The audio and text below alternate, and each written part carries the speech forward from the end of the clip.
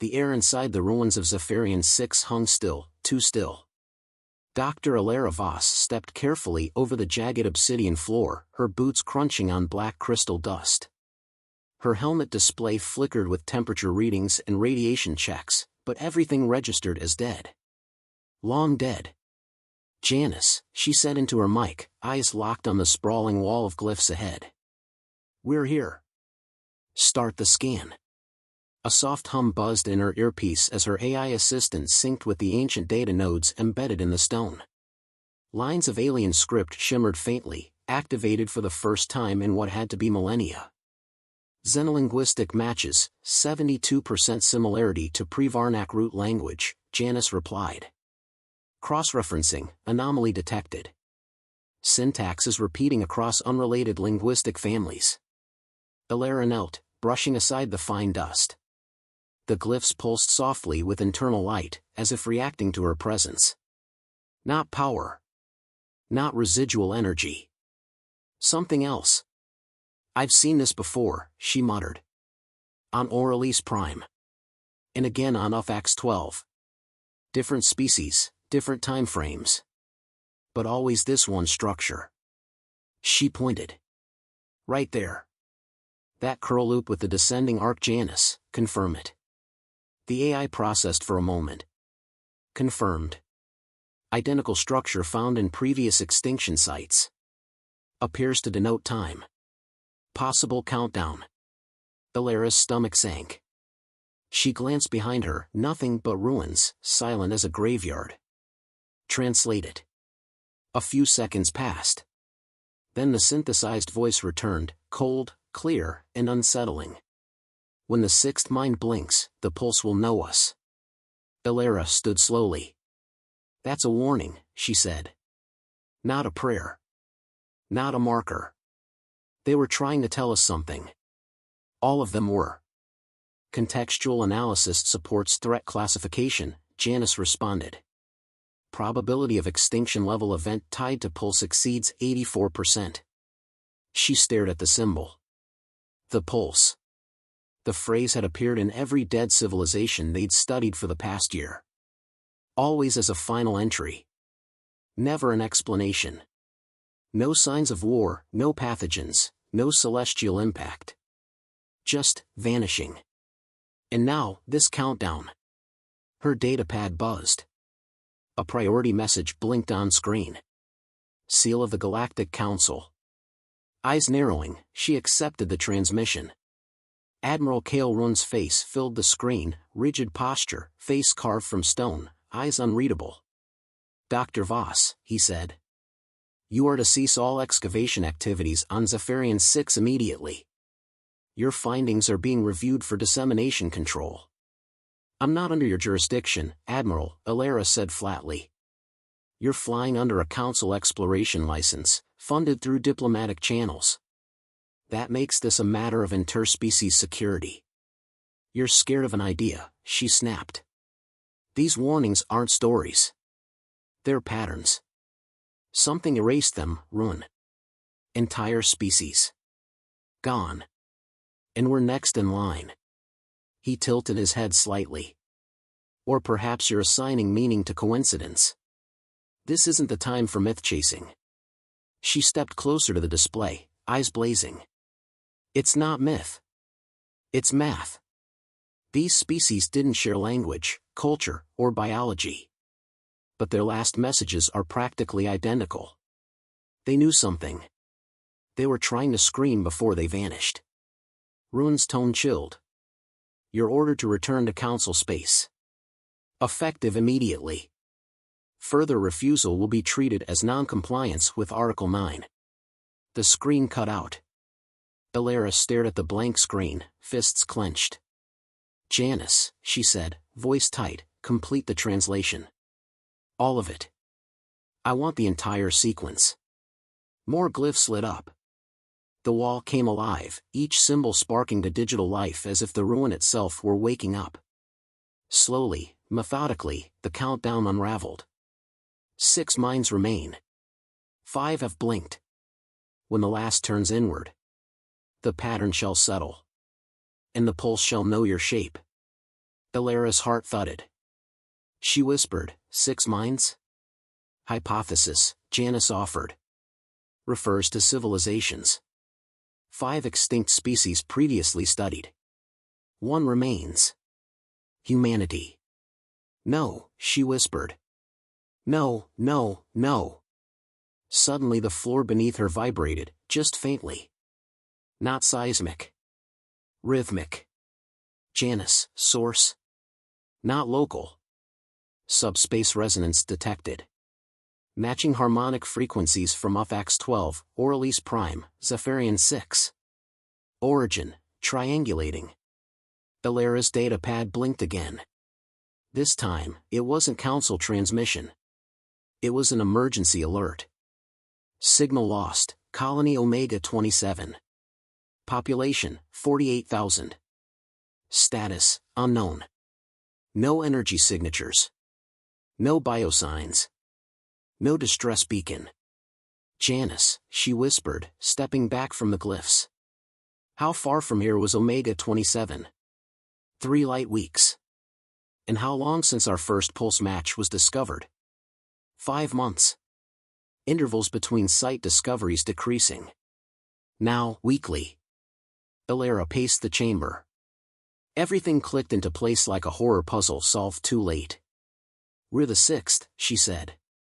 They counted down to us. She looked up at the symbols, burning softly on the wall.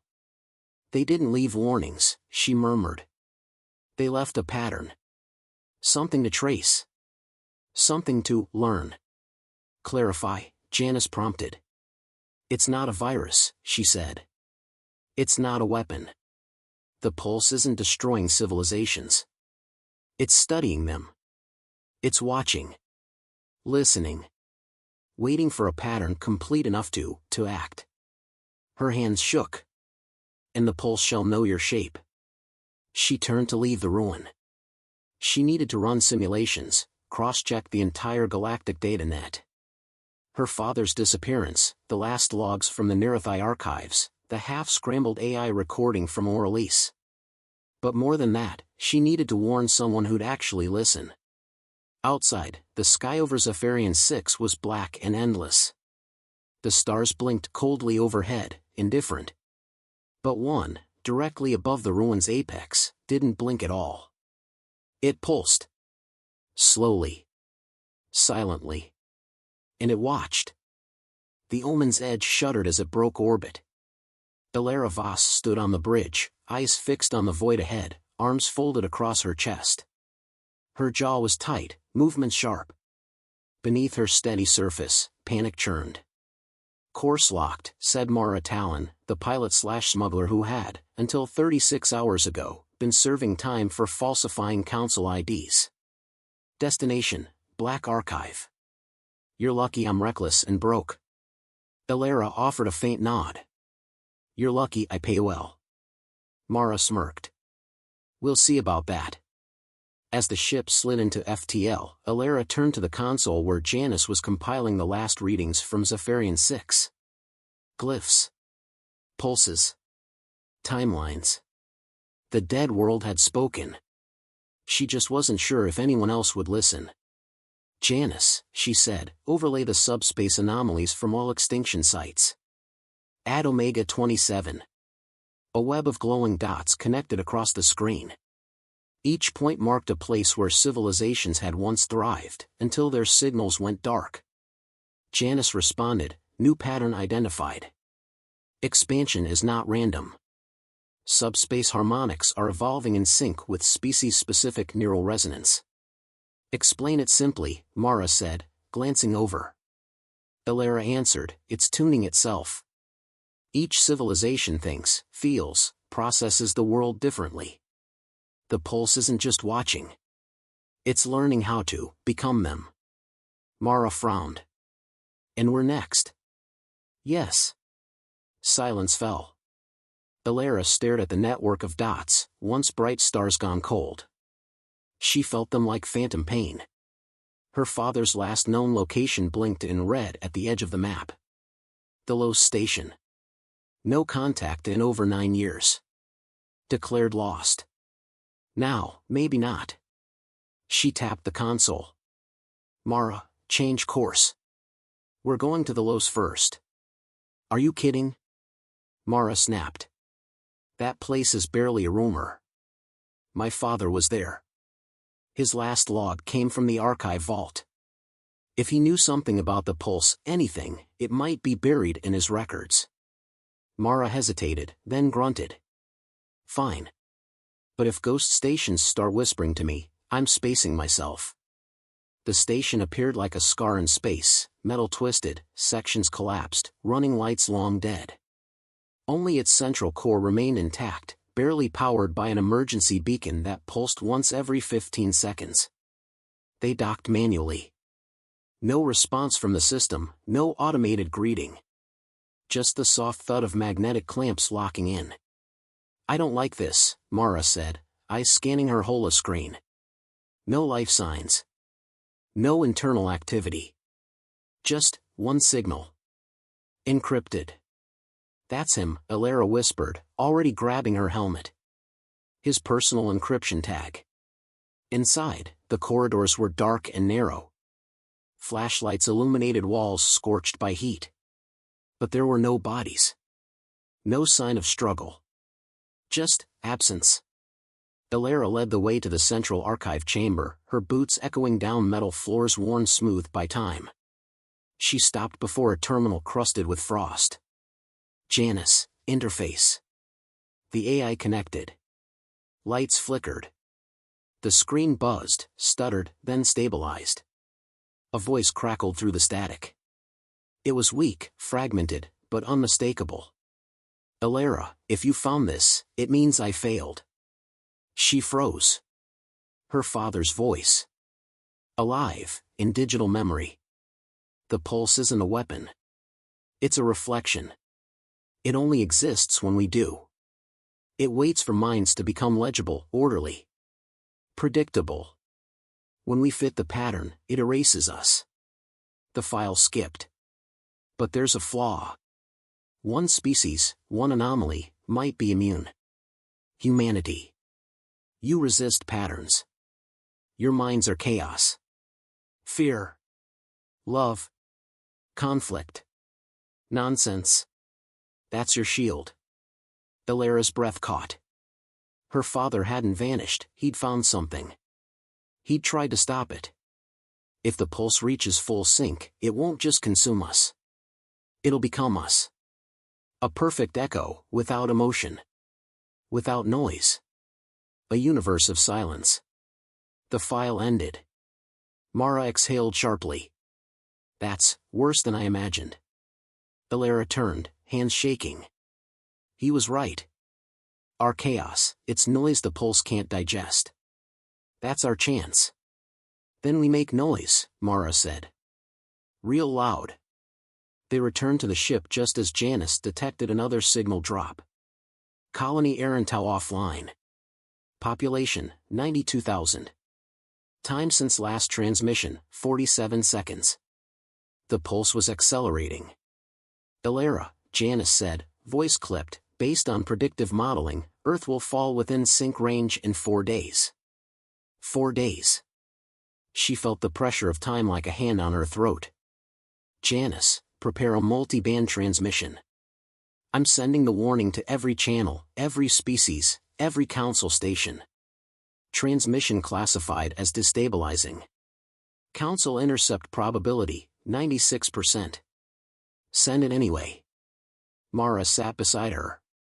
You know they'll come for us. Let them, Alara muttered. I've got nothing left to lose. The message broadcasted in over 70 languages. To anyone listening. This is Dr. Alara Voss. The pulse is real. It erases civilizations once it understands them. Stop being predictable. Stop being orderly. Be messy. Be emotional. Be human. That's the only thing keeping us alive. Within hours, council comms flared. Orders. Demands. Threats. Admiral Kael'Run's voice came through in a secured channel. You just declared war on galactic stability. No, Elara replied. I declared war on extinction. You're feeding paranoia with superstition. Turn yourself in. We'll handle this the right way. There is no right way. Only fast. And I don't answer to cowards. She killed the feed. That night, drifting in a nameless stretch of space, Elara stared out into the stars. 5 civilizations gone. 1 remained. She didn't know if Earth would believe her. If they'd act. But one thing was certain. The pulse was listening. And now, finally, so was humanity. The ship trembled. Systems flickered. The air was charged, like the moment before a storm breaks. Something's here, Mara muttered from the cockpit, eyes darting across a failing NAV screen. No vessels. No comms. But I can feel it. Elara stood at the heart of the omen's edge, hands planted on the command console. Janice's voice filled the tense silence. Subspace field integrity degrading. Pulse resonance approaching maximum sync. How long? She asked. 39 hours until projected pattern lock on Earth's cognitive field. Resistance probability, 3.7%. Mara stared at Elara. We're out of time. Got any miracles left? Elara didn't answer. Her eyes were locked on the display, a deep space marker labeled the Black Archive. Her father's coordinates had led here. A classified relic station, built by a now extinct species known as the Veari. They'd vanished 6,000 years ago, but not before building something they called the core. The only known race to attempt fighting the pulse. Docking was rough.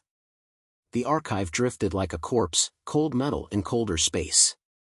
No beacon. No welcome. Just an encrypted field protecting the interior. They breached the seal and entered. The chamber was vast. Circular. Quiet. Not dead, waiting. In the center, a sphere of humming obsidian, suspended midair. Lines of light shimmered across its surface in pulses.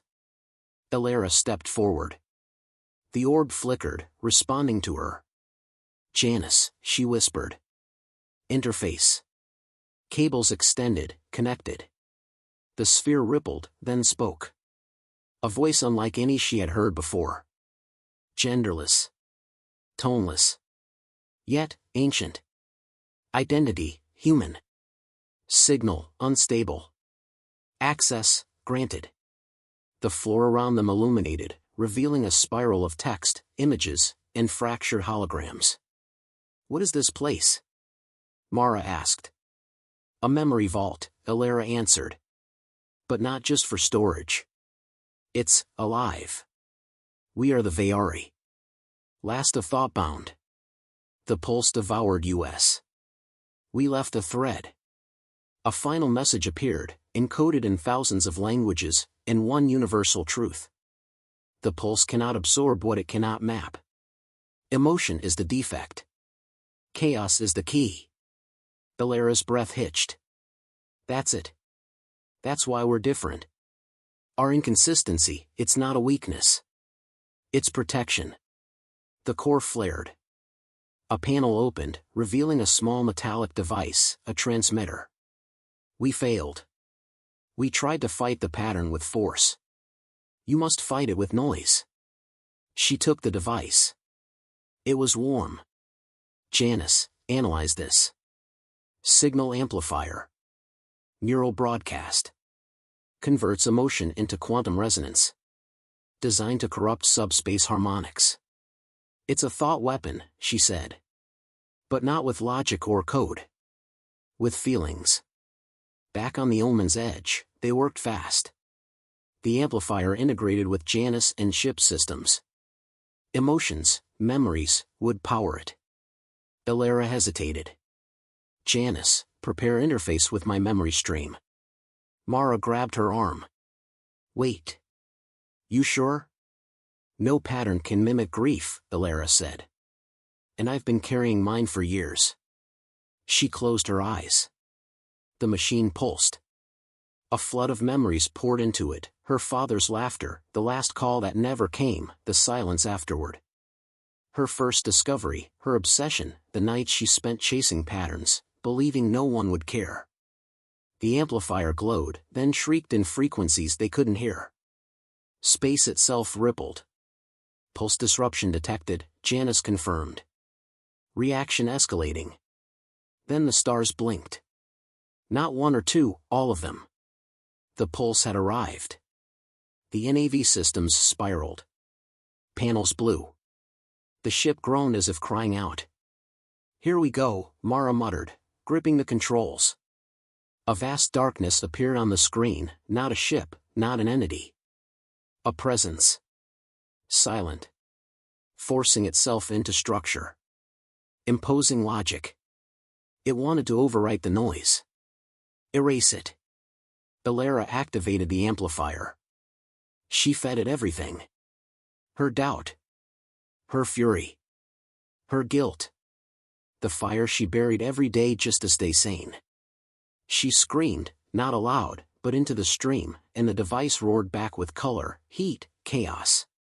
The pulse surged. It reached for them. It stopped. In the space between seconds, something changed. The pulse fractured, not completely, but enough. It recoiled from the scream. Not just Alara's, but Earth's. From across the void, human minds, billions of them, reacted. Emotional signatures cascaded through the field. Fear. Hope. Joy. Rage. Despair. Impossibility. The pulse couldn't map them. It couldn't pattern what never stabilized. It began to collapse. "Janice?" Alara whispered, exhausted. Pulse destabilizing. Wave fronts shattering. Interference spreading through sync network. Mara grinned. "We did it." "No," Alara corrected. "They did." Later, as silence returned to real space, not the pulse's silence, but the good kind, earned after a storm, Alara sat in her chair, the amplifier dark at her side. Council broadcasts flooded the airwaves. They wanted explanations. Reports. Control. She gave them a message instead. To all sentient minds. Don't seek perfection. Don't chase order. Be erratic. Be ridiculous. Laugh when it hurts. Dance when no one watches. Be loud. Be flawed. Be human. Because silence kills, and noise saved us. At the edge of space, in the ruins of forgotten empires, the pulse faded. It couldn't remember what didn't fit. And that was humanity's gift. They never did. The high assembly dome on Helier Prime had never felt so quiet. Dr. Alara Voss walked through the vast marble corridor, flanked by towering banners from every species of the Galactic Council. Each flag hung heavy, motionless, symbols of order, of legacy, of silence. She reached the center of the hearing chamber. Hundreds of delegates hovered behind their shimmering podiums, faces stoic. The room was built to intimidate. It didn't work anymore. "Name and purpose," the lead arbiter intoned. "Alara Voss," she said, steady. "Purpose? To explain why your galaxy still exists." Some delegates whispered. Others stared, unreadable. The pulse was gone, but so were 3 council-aligned colonies. Rune's forces had vanished with them. "Proceed," the arbiter said. A hologram flared to life beside her, a visual reconstruction of the pulse's final moments. Not a ship, not an entity. Just a structure of space unraveling under pressure it couldn't categorize. "I stood in the ruins of 6 dead civilizations," Alara began. "None of them fell from war. None from plague. They were devoured, each one, by something that studied thought, memorized behavior, and erased what it understood." The chamber remained silent. It wasn't evil. It wasn't malicious. It was mechanical. Pattern-seeking. The more a species fell into routine, into expectation, the more vulnerable they became. A new image flickered into view, human emotion scans during the final activation of the amplifier. Peaks of fear, rage, sorrow, joy, chaotic, unpredictable.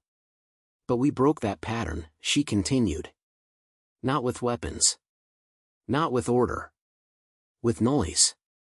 A few alien delegates shifted uncomfortably. Your council knew about the pulse, Elara said, voice sharpening. You buried it. You feared what it meant. So you did nothing. That silence almost doomed us all. The Arbiter leaned forward. You accuse the council of negligence? I accuse you of cowardice. A pause. Then, an unexpected voice cut through the chamber. You have proof? From a far end of the room, a projection shimmered. Not a delegate. A digital echo, Janus. Elara had uploaded him into the council core before entering the chamber. Play it, she said. Janus's voice echoed across the hall, filtered but calm. Council Directive 111A, classified. Initiated 3120 AD. Order, suppress all records related to subspace waveform anomalies classified as cognitive harmonics. Keywords, pulse, extinction pattern, neural resonance collapse. Several delegates began speaking at once. The Arbiter struck the silence chime. Elara didn't flinch. That's your voice in that file, Arbiter Dren. You were warned. You erased it. He said nothing. She stepped closer to the central podium. But we're not here to play blame. We're here to ensure it never happens again. She reached into her coat, withdrew a single object, a transparent sphere, pulsing faintly with color. This is the amplifier prototype, she said. I'm not giving it to you. I'm offering to teach. If you want to survive the next anomaly, if you want your people to thrive, you'll need to understand the one thing that protected us. She held up the sphere. Emotion. Instinct.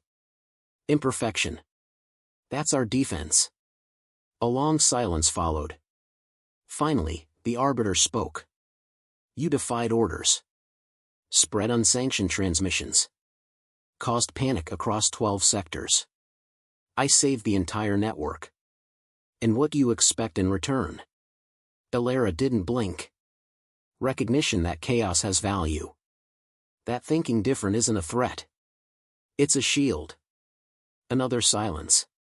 Then one by one, the banners around the chamber lowered halfway. A rare council gesture, acknowledgement of failure. Hours later, Elara stood beneath an open sky on Helior Prime. Mara leaned against the railing beside her, arms crossed, face tilted to the stars. They didn't throw you out, she said. I expected worse. I think some of them were afraid I'd scream again. Mara grinned. Weird, isn't it? We saved the galaxy by being emotionally unstable. Not unstable, Elara said softly. Unpredictable. Mara bumped her shoulder. Same difference. They stood in silence a moment. Ships traced lines through the twilight sky, commerce and military vessels back to their routes. The galaxy was resuming its rhythm, but this time, something had changed. Earth's broadcasts went wild after your message, Mara added. Music, poetry, madness. Even the AI networks are trying to mimic emotional drift. That's good, Elara said. Think the pulse is really gone? No, she turned to face her. But now it's afraid of us. In the weeks that followed, the story of the pulse spread farther than any single event in galactic memory. Elara refused interviews. She declined every award. Her only condition to the council had been simple: share the amplifier blueprint freely. No patents. No military use. Let it belong to everyone. She returned to the Los station, restored it piece by piece. Not to preserve the past, but to remind them that memory, like emotion, had to be protected. One night, she sat alone in the core chamber, staring at her father's old console. She activated his last recording again. You're stubborn, Elara. But so was your mother. Maybe that's why I loved her. If you're watching this, good. That means you didn't give up. His face flickered. But for a second, he almost smiled. I used to think survival meant control. Structure. Logic. I was wrong.